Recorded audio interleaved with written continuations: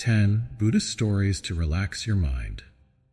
For centuries, the teachings of the Buddha and the wisdom of Zen masters have guided us toward this inner peace.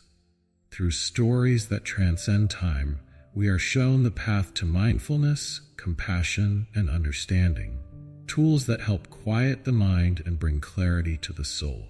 So, take a deep breath, quiet your thoughts, and prepare to journey through the wisdom of the ages. Let these stories of peace and enlightenment wash over you, helping you find stillness in the midst of life's chaos. 1. The story of the empty boat. There once was a man who loved to row his boat on a peaceful river. He found great joy in drifting along the water, enjoying the calm and solitude of nature. One evening, just as the sun was setting and the world was bathed in golden light, he decided to take his boat out for a quiet journey. As he paddled softly, relishing the tranquility, he noticed another boat heading directly toward him.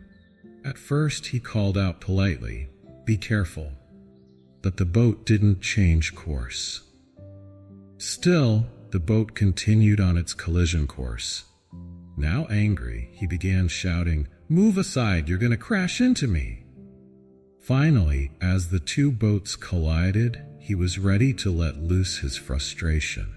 But when he looked closely, he realized that the boat was empty. There was no one inside. It was simply drifting, carried by the current. In that moment, the man's anger dissolved instantly. He sat there feeling foolish for yelling at an empty boat. The lesson. The story of the empty boat reminds us that much of our suffering comes from our own interpretations and reactions to events. If we can see the empty boats in life for what they truly are, we can let go of unnecessary emotions and find peace in our hearts. The story teaches the power of releasing the ego and not taking things personally, allowing us to navigate the river of life with more calm and clarity. This story is a metaphor for how our egos can make us react negatively to situations that have no actual harm intended, showing us the importance of inner peace and non-attachment. 2. The Monk and the Tiger. Once upon a time, in a quiet mountain monastery nestled deep in the forest, there lived a wise and peaceful monk. Every day, he would take long walks through the surrounding woods, meditating on the beauty of nature and the teachings of the Buddha. He found great peace in the solitude of the forest, where he could connect deeply with the present moment and the world around him. One day, during his walk along a narrow mountain path, the monk suddenly heard a loud, frightening sound. A tiger's roar echoed through the trees. He froze for a moment, his heart pounding, and when he turned, he saw a large, fierce tiger charging toward him through the thick forest underbrush. The tiger's eyes were locked on him, and its powerful body moved with terrifying speed. The monk's first instinct was to run, and he did. He sprinted down the path, his robes billowing behind him as the tiger drew closer and closer. Desperate to escape, he saw a vine hanging down the side of a cliff. Without hesitation, he grabbed the vine and began to climb down, hoping to find safety below. As he descended the cliff, clinging tightly to the vine, he looked down, and his heart sank. Below him, another tiger was pacing at the bottom of the cliff, waiting for him to fall. He was trapped. There was no way up and no way down.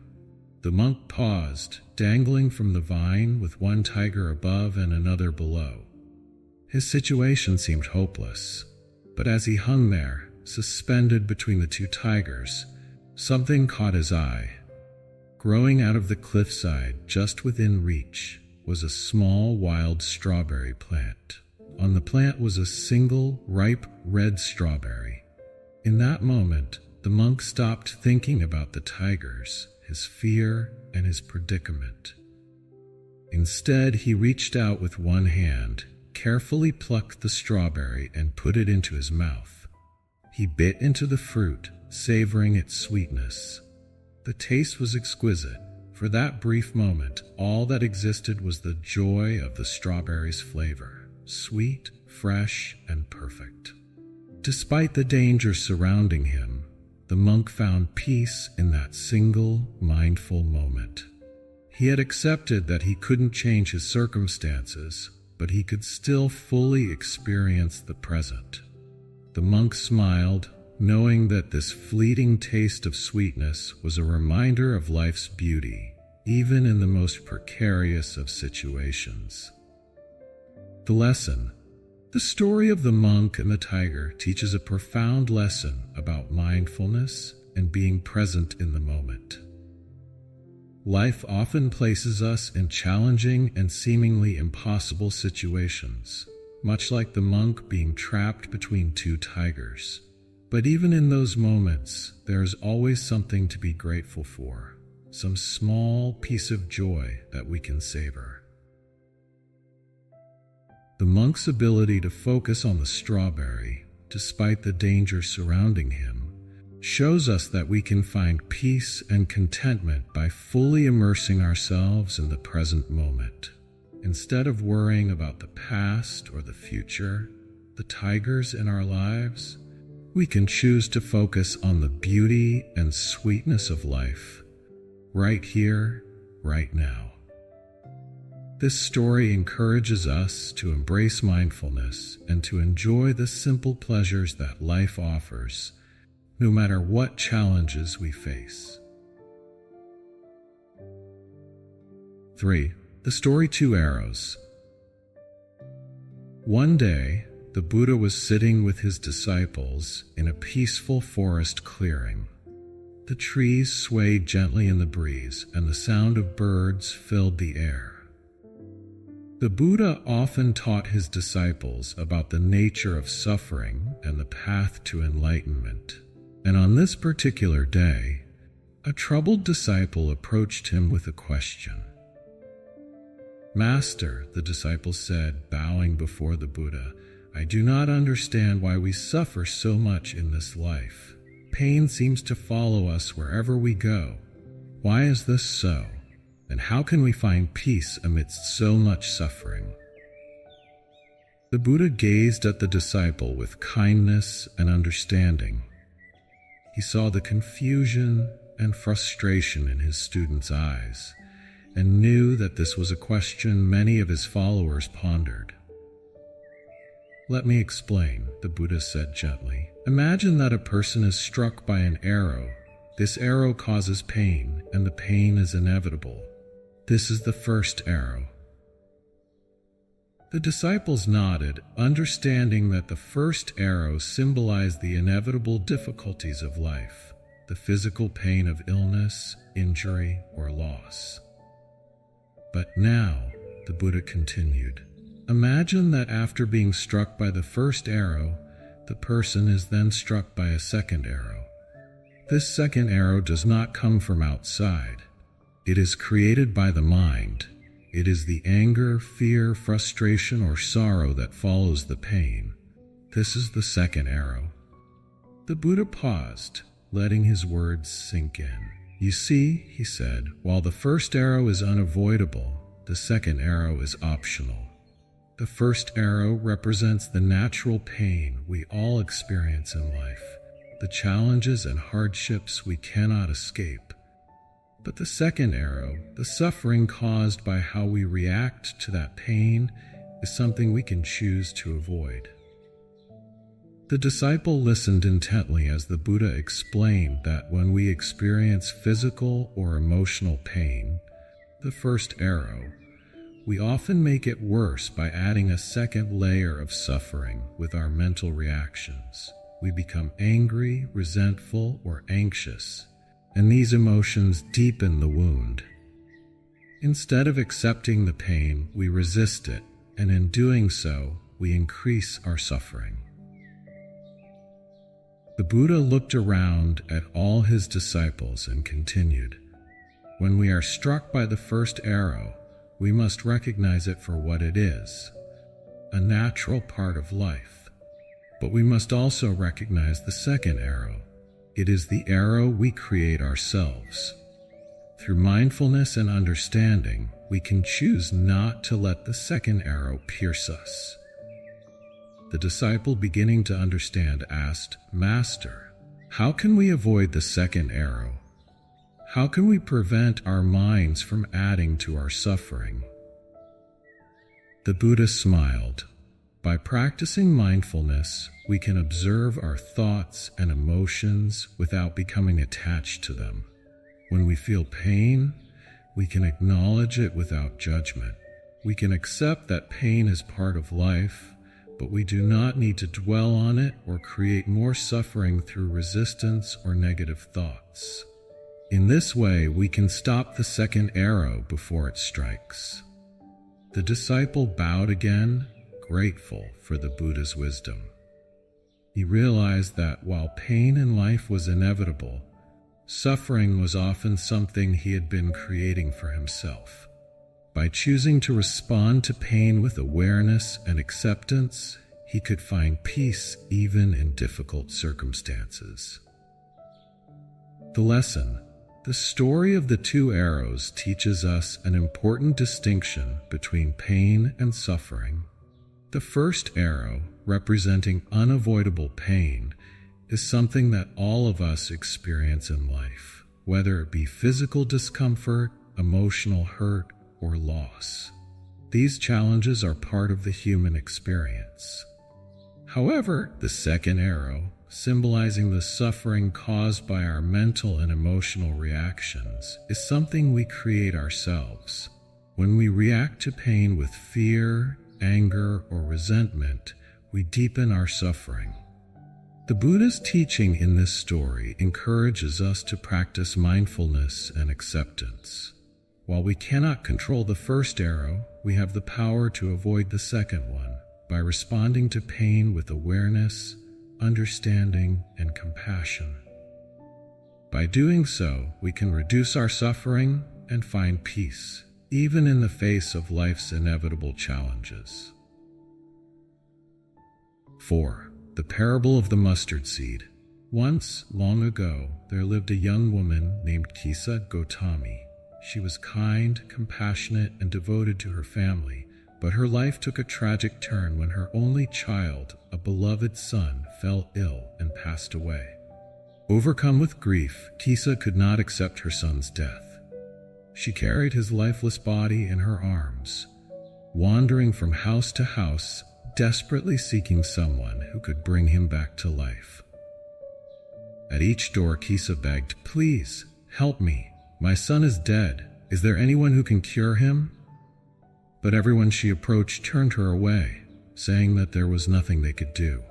Her sorrow grew heavier with each step, and her heart ached more with every rejection. One day, Kisa's path led her to a wise elder who took pity on her and said, "Go to the Buddha. Perhaps he can help you."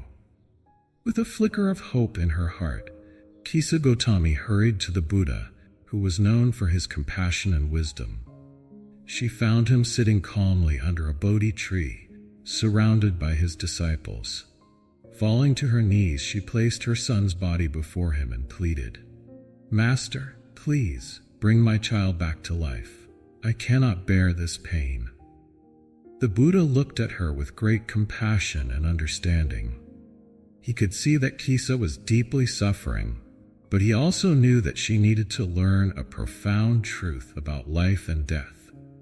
He thought for a moment and then spoke softly, "I can help you, Kisa, but first, you must bring me something. Go into the village and bring me a mustard seed." Kisa's heart leapt with hope. "Yes, master, I will bring you a mustard seed," she said, her voice trembling with relief. But before she could leave, the Buddha added, "The mustard seed must come from a household that has never experienced death. If you can find such a household, bring the seed to me, and I will bring your child back to life." Kisa nodded eagerly and set off on her mission. She went to the first house in the village and knocked on the door. A kind woman answered, and Kisa explained her request. "Please, can you give me a mustard seed? But it must come from a home where no one has ever died." The woman looked at Kisa with sad eyes and said, "I am sorry, but my husband passed away last year." Kisa thanked her and moved on to the next house. Again she made her request, but this time the response was, "I am sorry, but my mother passed away many years ago." House after house, Kisa Gotami knocked on doors, hoping to find one that had never known death. But at every house she heard stories of loved ones lost: a mother, a father, a brother, a sister, a child. As the day wore on, Kisa began to realize that death was not unique to her. It was a universal experience, one that touched every family. Finally, as the sun began to set, Kisa returned to the Buddha, empty-handed, but with a new understanding. She knelt before him, her heart no longer filled with desperate hope, but with acceptance. "Master," she said, "I could not find a single house that has never known death. Every family has experienced the loss of someone dear to them. Now I understand that death is a part of life, and no one can escape it." The Buddha nodded gently and replied, "Kisa, you have learned an important truth. Death is inevitable, and suffering comes to all who are attached to the things of this world. But by accepting the impermanence of life, you can find peace. Your grief was not unique, it is shared by all beings. This is the nature of existence." With these words, Kisa Gotami realized that her suffering, though intense, was not hers alone to bear. She had been blinded by her personal grief, but now she saw that all people experience loss. This new understanding allowed her to release her son's body and bury him with dignity, finally finding a sense of peace in the face of life's inevitable changes. The lesson: the parable of the mustard seed teaches a profound lesson about the nature of life and death. Kisa Gotami's grief was so overwhelming that she could not accept her son's death, and she sought a way to reverse the inevitable. However, through her journey of seeking the mustard seed, she learned the universal truth that death is a part of life, and no one is exempt from it. The Buddha's wisdom in this story reminds us that attachment to life's impermanence leads to suffering. Only by accepting that all things, people, relationships, and experiences are temporary can we find peace in the face of loss. Grief and suffering are natural responses to death. But by understanding that death touches everyone, we can learn to let go and find solace in the shared experience of humanity. This story encourages us to accept the inevitability of life's cycles and to approach both life and death with wisdom, compassion, and acceptance. In doing so, we free ourselves from unnecessary suffering and find peace in the impermanence of all things. 5. The Farmer and the Horse. Once upon a time, in a small, quiet village, there lived a humble farmer.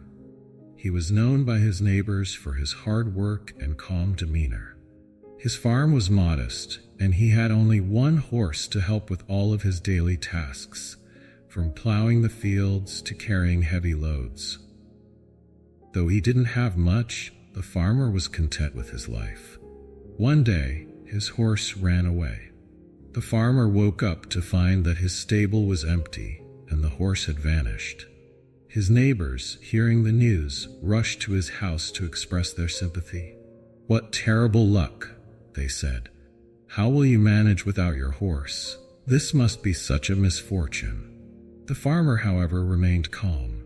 He looked at his neighbors and simply replied, "Maybe." The neighbors were puzzled by his response. How could he be so indifferent to such bad luck? They shook their heads and returned to their homes, convinced that the farmer was in denial about his loss. A few days later, to everyone's surprise, the horse returned. But it didn't come back alone. It brought with it a group of wild horses from the mountains. Now the farmer had not just one horse, but several. The neighbors heard the news and rushed back to the farmer's house. This time, they were full of excitement. "How wonderful," they exclaimed. "Now you have so many horses. What incredible fortune." The farmer again looked at his neighbors, smiled calmly, and said, "Maybe." Once again, the neighbors were confused. Surely this was a stroke of good luck, but the farmer seemed just as indifferent as he was before. They wondered why he didn't seem more excited about his newfound wealth. A few days later, the farmer's son decided to try taming one of the wild horses. While riding the horse, he was thrown off violently and broke his leg. The injury was severe, and the son would be unable to help with the farm work for a long time. Hearing of the accident, the neighbors returned to the farmer's house once again. This time, they were filled with sympathy. "What bad luck," they said. "Your son has broken his leg, and now he cannot help you. This is truly unfortunate." As before, the farmer responded with his usual calmness. "Maybe," he said. The neighbors were now thoroughly baffled by the farmer. Every time something significant happened, whether it seemed good or bad, he gave the same nonchalant response. They couldn't understand why he wouldn't react more strongly to the events in his life. A few weeks later, the country was thrown into turmoil. A war broke out, and soldiers came to the village to draft all the young men into the army. Many of the village's sons were taken away to fight in the war, but because the farmer's son had a broken leg, he was not drafted and stayed home with his father. Once again, the neighbors visited the farmer. "How fortunate you are," they said. "Because of your son's injury, he was spared from the war. What amazing luck." And once again, the farmer replied, "Maybe." The lesson, the story of the farmer and the horse, teaches a profound lesson about the nature of events in life and how we perceive them. What seems like misfortune may turn out to be a blessing, and what appears to be good luck may lead to unexpected difficulties. The farmer's calm and measured response, "Maybe," reflects his understanding that life is unpredictable, and it is impossible to judge events as good or bad in the moment. The farmer's wisdom lies in his ability to stay detached from the outcomes of life's events.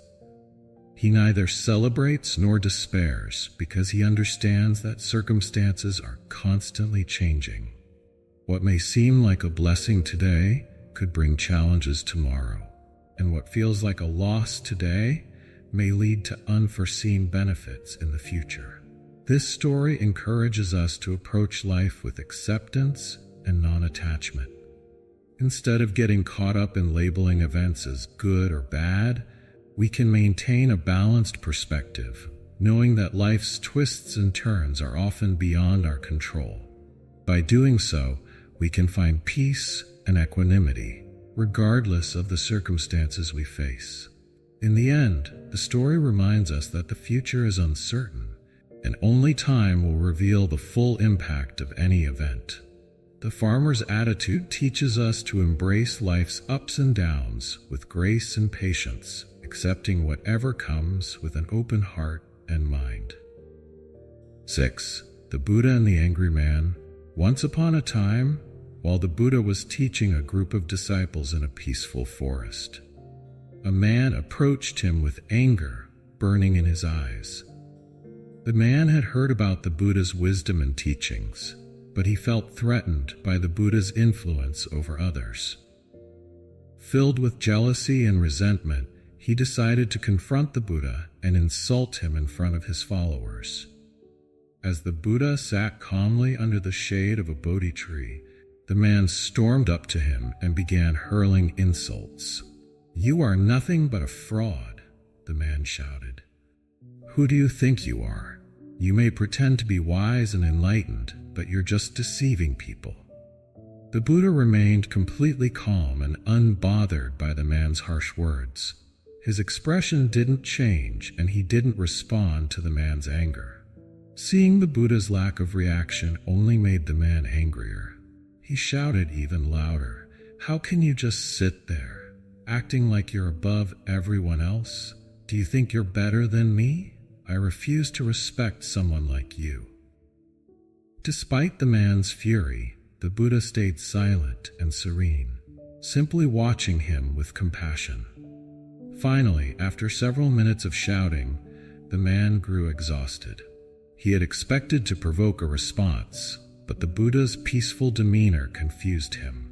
After catching his breath, the man demanded, "Why won't you say anything? Why won't you defend yourself? Don't you care what I think of you?" The Buddha looked at him with kindness and finally spoke, his voice soft and calm. "Tell me," the Buddha asked gently, "if someone offers you a gift and you decline to accept it, to whom does the gift belong?" The man, puzzled by the question, thought for a moment before responding, "It would still belong to the person who offered it. If I don't take it, the gift remains theirs." The Buddha nodded. "Exactly. And in the same way, if you offer me your anger and I do not accept it, then who does the anger belong to?" The man was stunned by the Buddha's words.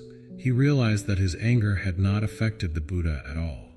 Instead, it remained his own burden to carry. The Buddha continued, "If I refuse to accept your insults and your anger, they fall back on you. You are the one who suffers from them, not me. I choose not to be troubled by your words. Instead, I choose peace." The man stood in silence, contemplating what the Buddha had said. He realized that his anger had consumed him, but it had no power over the Buddha, who remained unaffected by it. In that moment, the man understood that holding on to his anger only harmed himself, not the Buddha. Feeling ashamed, the man bowed his head. "Master, I see now that my anger has only caused me pain. How can I learn to be at peace as you are?" The Buddha smiled warmly, his compassion shining through. "Anger is like a hot coal. You pick it up with the intention of throwing it at someone, but in the process you burn yourself. Let go of the coal. Let go of your anger. Instead, practice mindfulness, compassion, and understanding. Through these, you will find peace." The man, humbled by the Buddha's wisdom, thanked him and bowed deeply. From that day forward, he sought to practice the Buddha's teachings, letting go of his anger and learning to find peace within himself. The lesson, The Buddha and the Angry Man, is a powerful story that teaches us about the nature of anger and how we can choose to respond to it. The Buddha's wisdom shows us that when someone tries to hurt us with their words or actions, we have the power to decide whether or not to accept that negativity. The Buddha's metaphor of the gift reminds us that anger, insults, and hatred only affect us if we choose to accept them.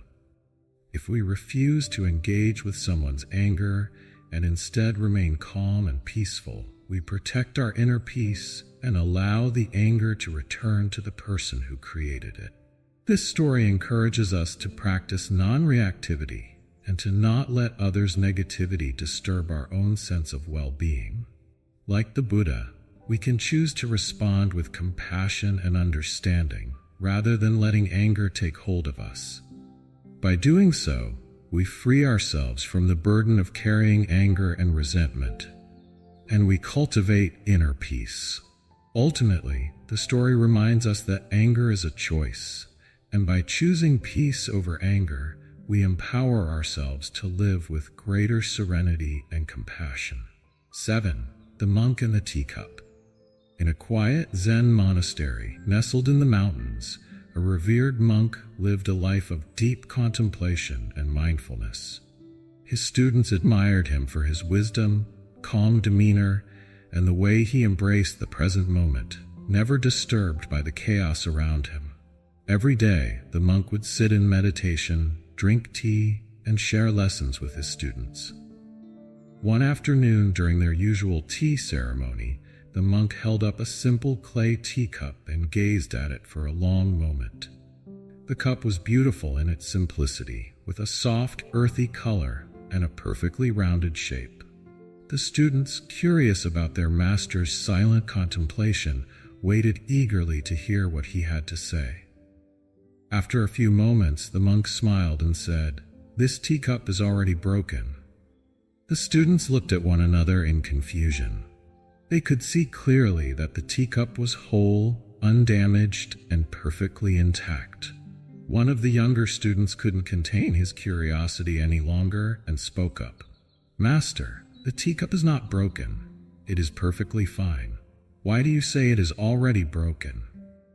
The monk, still smiling, placed the teacup gently on the table in front of him. "In my mind," he said softly, "this teacup is already broken. It may seem whole now, but one day, perhaps tomorrow, perhaps years from now, it will break. This is inevitable. When I understand that it is already broken, I can fully appreciate it as it is, without clinging to it. I can enjoy drinking tea from it, knowing that its life is temporary." The students were silent, absorbing the weight of the monk's words. They realized that the master wasn't speaking only about the teacup. He was offering them a deeper lesson about life itself. The monk continued, "Everything in life is like this teacup. All things, no matter how beautiful or precious, are impermanent. We cannot hold on to them forever. When we understand that, we are free to enjoy life fully, without fear of losing what we have. We can appreciate each moment, each relationship, each experience, knowing that it, too, will pass. And when it is gone, we will not suffer, because we have already accepted its impermanence." One of the older students nodded thoughtfully and said, "Master, does this mean we should not love or care for things because they will one day be gone?" The monk shook his head gently. "No, it means the opposite. When we accept the impermanence of all things, we can love them more deeply, because we are not holding on out of fear of loss. We love and appreciate them for what they are in this moment. We understand that they are part of the natural flow of life. In this way, we can live with a peaceful heart, unburdened by the attachment to things that are bound to change." The students, now enlightened by the monk's lesson, sat in silent meditation, contemplating the truth of his words. They realized that the teacup was a metaphor for their own lives, their relationships, and everything they held dear. By accepting that everything they cherished was already broken, they could live with greater freedom and inner peace. From that day forward, whenever the students sat down for tea, they would remember the monk's lesson. They would hold their teacups with a sense of mindfulness, appreciating each sip and each moment, knowing that life's beauty comes from its fleeting nature. And when things inevitably changed or were lost, they were prepared, their hearts open to the ebb and flow of existence. The lesson, The Monk and the Teacup, teaches a profound lesson about impermanence and non-attachment. The monk's declaration that the teacup is already broken reflects the inevitable truth that all things in life are temporary. By accepting this fact, we free ourselves from the pain of attachment and learn to live in the present moment. This story encourages us to appreciate life's moments, relationships, and possessions without clinging to them out of fear of loss. When we embrace the impermanence of all things, we can love more deeply and live with greater peace, knowing that change is a natural part of life. The story also shows us that non-attachment does not mean detachment from love or experience. Instead, it allows us to engage fully with life without being weighed down by the fear of loss. It teaches us to hold things lightly, to enjoy them fully in the moment, and to let them go when the time comes. Ultimately, The Monk and the Teacup invites us to cultivate a peaceful heart by accepting the truth of impermanence and learning to cherish the present with grace and mindfulness. 8. The Buddha and the Robe. In ancient India, during the time when the Buddha traveled across villages and towns to spread his teachings, he often attracted a large number of followers. Many of them were moved by his wisdom and left their homes to become monks and disciples under his guidance. One day, while staying in a small village, a wealthy merchant heard about the Buddha's presence and decided to visit him. He was deeply inspired by the Buddha's teachings and wanted to offer him a gift as a token of his respect. The merchant brought a beautifully woven, luxurious robe made of the finest silk, richly adorned with intricate patterns. The merchant approached the Buddha, bowed respectfully, and presented the robe with reverence. "Lord Buddha, I wish to offer you this robe as a sign of my gratitude for your teachings," he said. The Buddha looked at the robe and then at the merchant with a gentle smile. He sensed the merchant's sincerity and the desire to give. However, the Buddha lived a life of simplicity and was not interested in material wealth or luxuries. His needs were few, and he taught his followers to live in simplicity as well. "Thank you for your kind gesture," the Buddha said, "but I cannot accept this robe. It is far too extravagant for a simple monk like me. I am content with the robe I already wear." The merchant was surprised by the Buddha's response. "But Lord Buddha, I offer this robe out of respect for you. Surely you deserve the best that I can give." The Buddha, still smiling, replied, "If you truly wish to honor me, there is another way you can use this gift. Take this robe and offer it to someone who is truly in need, someone who lacks even the basic clothing to cover themselves. That would bring greater merit and joy." The merchant, realizing the Buddha's deep compassion for the poor, nodded slowly. He understood that the true essence of giving was not about offering gifts to those who already had enough, but about providing for those in need. "Thank you, Lord Buddha. I will do as you say," the merchant said. He took the robe, and later he found a poor man in the village who was shivering in the cold with only rags to wear. The merchant gave the robe to the poor man, who was overjoyed and deeply grateful. The next day, the merchant returned to the Buddha and shared what he had done. The Buddha nodded approvingly and said, "You have done well, my friend.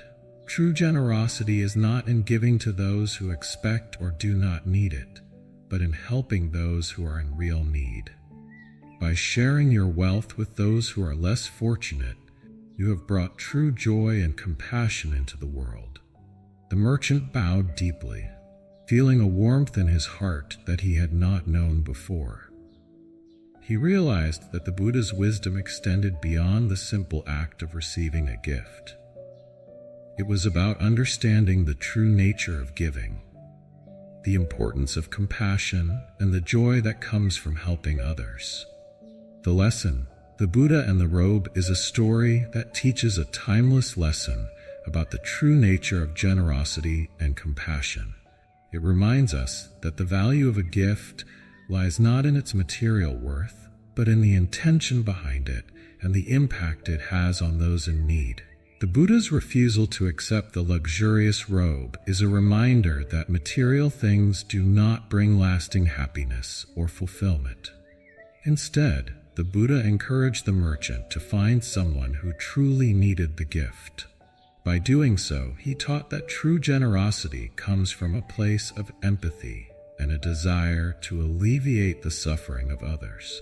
This story encourages us to look beyond superficial acts of giving and to seek opportunities to make a real difference in the lives of those who are struggling.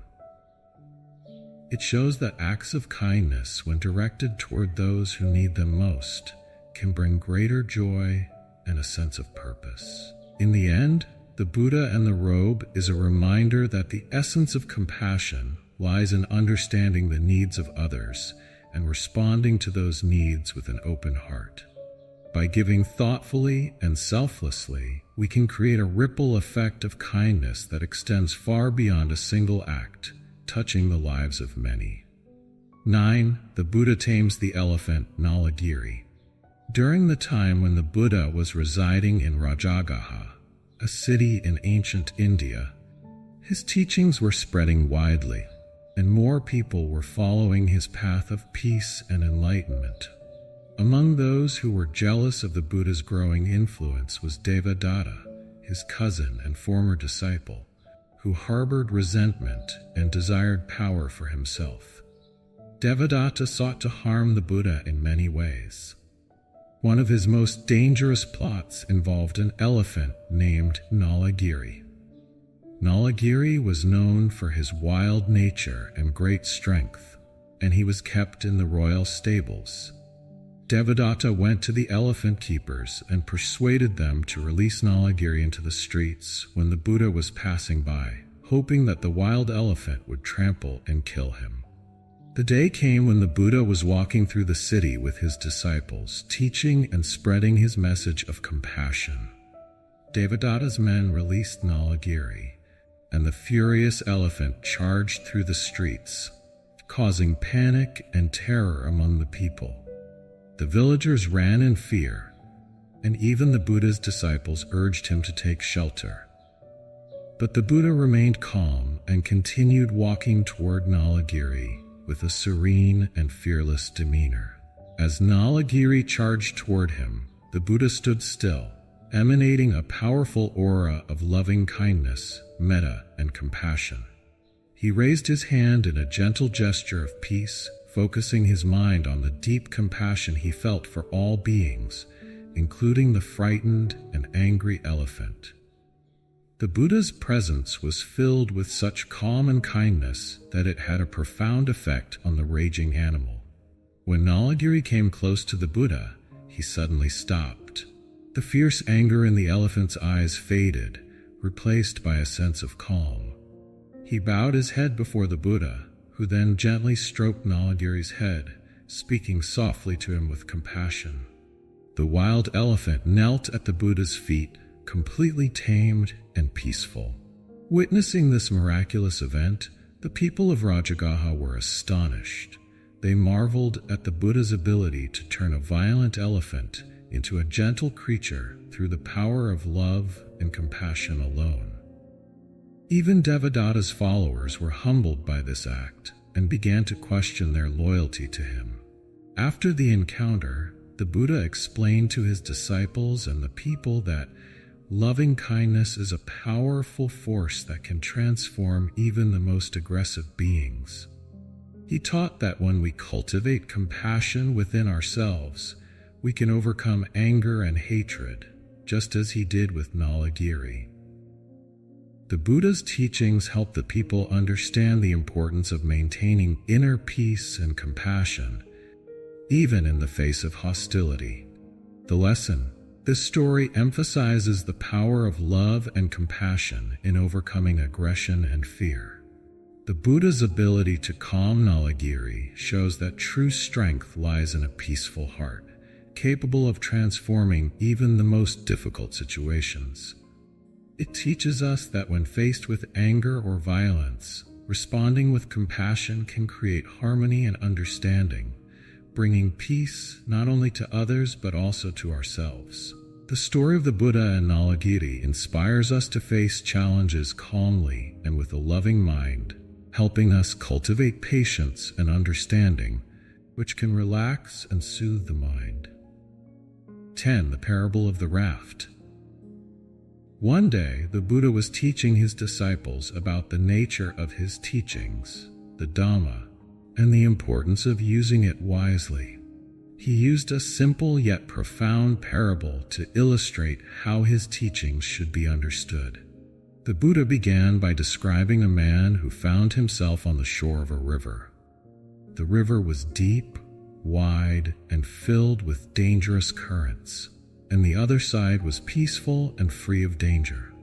This man wanted to cross the river to reach safety, but there was no bridge or boat in sight.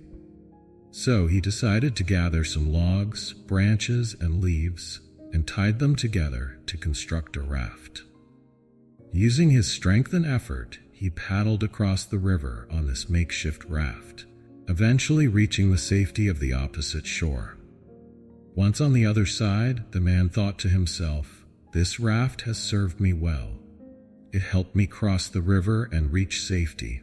Now, should I carry this raft on my back and continue my journey, or should I leave it behind, recognizing that it has fulfilled its purpose?" The Buddha paused and asked his disciples, "What do you think, monks? Should the man carry the raft with him after he has crossed the river, or should he let it go?" The disciples replied, "He should leave the raft behind, Venerable Sir. It is no longer needed, as it has served its purpose." The Buddha smiled and continued, "In the same way, monks, I have taught you the Dhamma, which is like a raft. It is useful for crossing over the river of suffering and ignorance. But once you have crossed over, you should let go of the Dhamma, not cling to it or become attached to it. The teachings are meant to be tools for liberation, not objects of attachment." He further explained, "Just as the man does not carry the raft with him once he has crossed the river, you too should not cling to my teachings rigidly. Use them to reach enlightenment and freedom from suffering, and then be willing to let go of even those teachings. Holding on to them after they have served their purpose can become a burden, just as carrying the raft would be." Lesson: the parable of the raft teaches us that the teachings of the Buddha or any spiritual guidance are like a raft that helps us cross from the turbulent waters of suffering to the peaceful shores of enlightenment. They are tools, not ends in themselves. Once we have achieved inner peace and understanding, we must let go of rigid attachment to those teachings, remaining open and free. This story encourages us to practice flexibility, avoid dogmatism, and understand the true purpose of spiritual teachings. It reminds us that wisdom lies in knowing when to use something and when to let it go, helping us maintain a balanced and peaceful mind. Thank you for watching, and may you always carry the peace of these stories within your heart.